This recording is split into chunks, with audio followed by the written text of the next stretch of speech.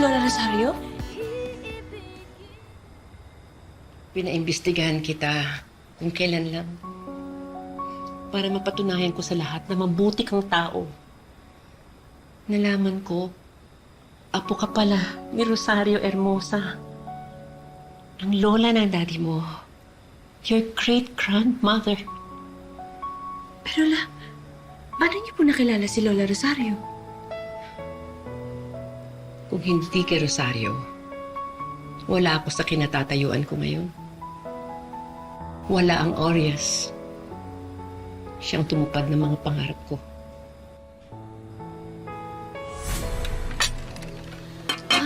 Busog. Kamusta po? Ang sarap talaga. Salamat. Salamat din. Sana nga po balang araw makapagpatayo ako ng sarili kong restaurant. Auream, magsumikap ka lang. Huwag mong susukuan lahat ng binabato ng buhay sa'yo. Matutupad mo ang mga pangarap mo. Sana nga po. Sana nga. Naniwala ka sa akin. Salamat po Aabangan ko po yan. Tapos na po kayo, kunin ko na.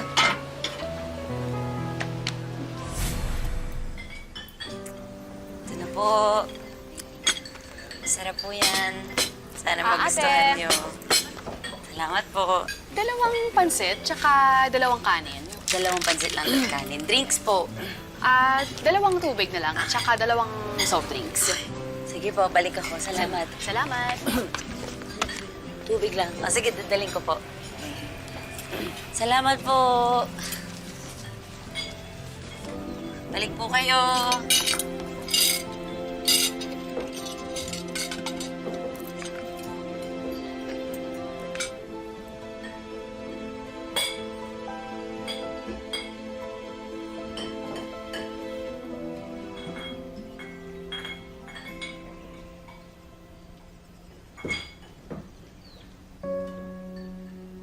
Yan. Basta importante sa kusina, kailangan laging malinis para walang daga, walang ipis, walang kung ano-ano mang hayop.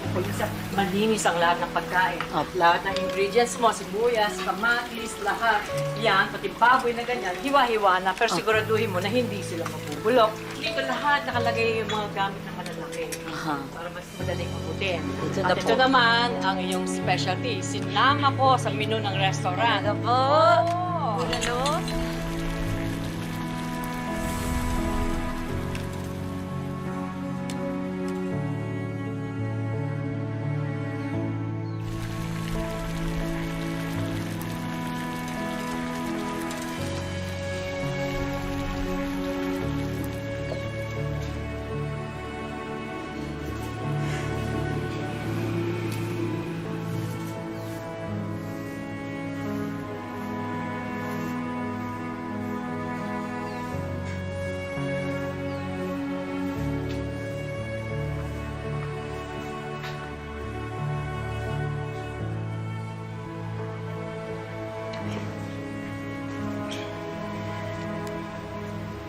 Ano po to?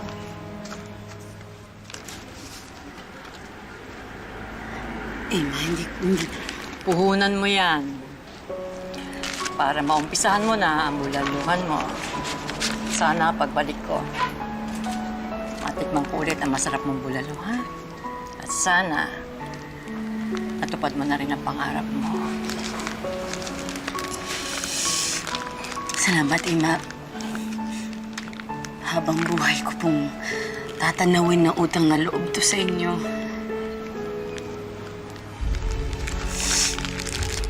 Sana dumating po balang araw yung pagkakataon.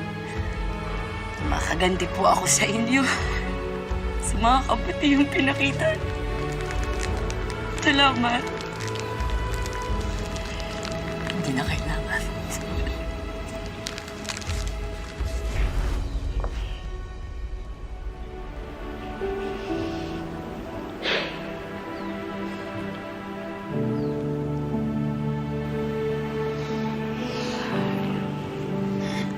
Salamat po.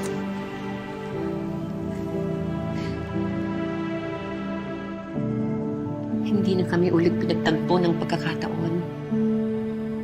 Pinagtagpo tayo Para sa'yo ko bayaran ng utang na loob ko sa kanya. Ang kwento po sa akin ng daddy ko, nagpagamot daw po si Lola Rosario sa ibang bansa. Tapos po, nung umuwi siya dito sa Pinas, saka po niya ipanatayo yung Mana Restaurant. Pero, nawala din po si Lola Rosario dahil sa sakit na cancer. Pinabalik ko lang sa'yo ang lahat na nararapat sa inyo ng lola mo.